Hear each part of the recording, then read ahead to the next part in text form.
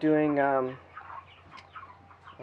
some updates on the solar stuff and using the Bowler Camper solar power, I figured I'd give you another little look at the chicken shed solar setup.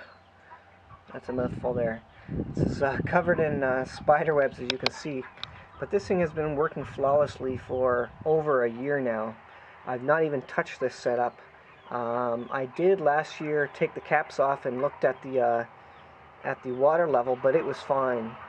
And it's not being over-drained or overcharged or anything. And we use this every night for the lights in the chicken shed, obviously. So yeah, I just got the standard old, Chinese-built charge controller. It's just a PWM, nothing fancy. It just works. And then I bought this little guy off eBay, just this little voltage indicator which stays plugged in all the time, just to give me a quick reference as to the voltage of it. But yeah, it does really well. I have zero issues with it. This guy is 115 amp hours. Worst case scenario, if we're out of power up at the house for an extended period of time, then I can actually put this battery together with my 90 amp hour, and I'd have a good 200 amp hours of power. You're not really supposed to hook up an AGM and just a standard lead acid necessarily, because they're not the same types and they won't necessarily charge the same way. But I don't know that it makes a huge difference anyways, because my MPPT charge controller doesn't actually have a setting for AGM anyways, so it's doing what it's doing. I may, maybe the lifespan is a little bit less on it because I'm not doing that, but in the worst case scenario, in an emergency situation, you don't really care whether you take a couple months off the life of the battery, because it's not charging exactly correctly. So I could, like I said, I could put this with the other setup in my bowler, and there's space for it beside my my 90 amp hour battery, and I would have a good 200 amp hours of power there, and which would give me a lot better storage, obviously for a couple of days if it's cloudy. And again, worst case scenario, I could put my 60 watts of panels that are up on top here alongside my 120 watts, so I'd have my 180 watts of solar panel power, and I think that would be, well, that would be plenty, I think, to charge 200 amp hours. And with 200 amp hours, then I could run a fridge and a freezer 24/7, I'm thinking. Depends on duty cycle, depends how the ambient temperature outside and that kind of stuff, but I'm pretty sure I could do that.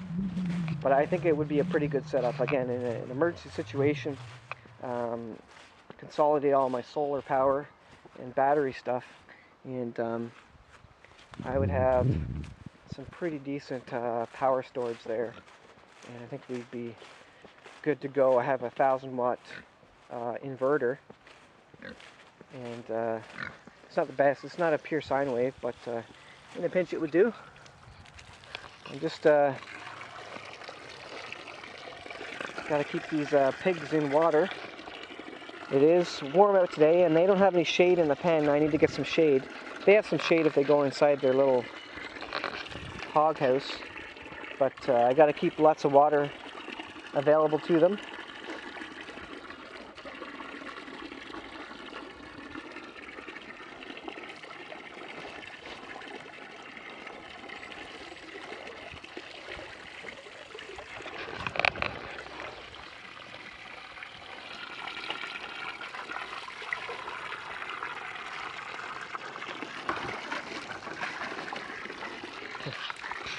They're trying to get into it already. This is a nice little bath for them. They like that. It cools them down.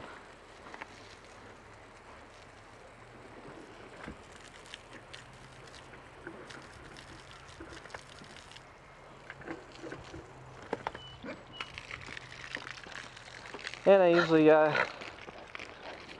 fill up their feed bowl as well with water during the day.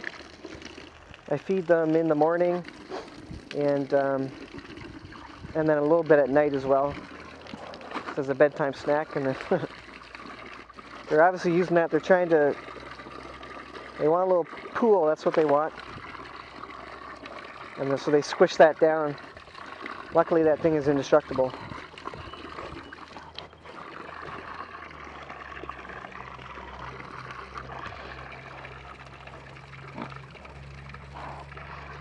And once I get this filled up, I'll make it a little bit more of a mud bath for them, so they can stay cool.